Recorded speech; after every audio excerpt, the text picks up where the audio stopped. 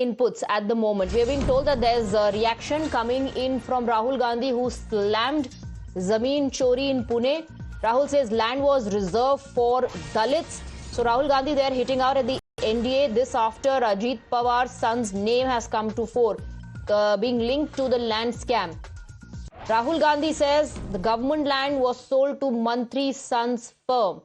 That on your screens is the post by Rahul Gandhi, in which Rahul Gandhi has hit out at the NDA. Let's try and go back to our reporters. Rucha, political reactions coming in. Rahul Gandhi has now slammed the NDA.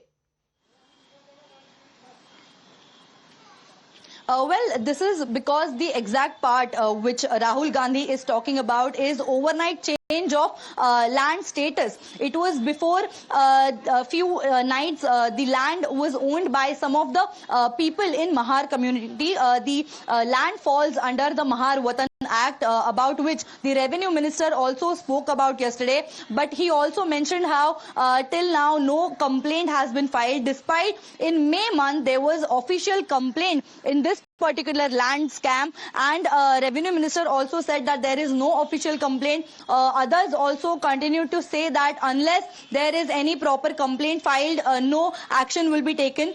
But yesterday, Devendra Fadnavis, the Chief Minister of Maharashtra, has promised investigation in this matter, and now the opposition party leader Rahul Gandhi is also taking this up.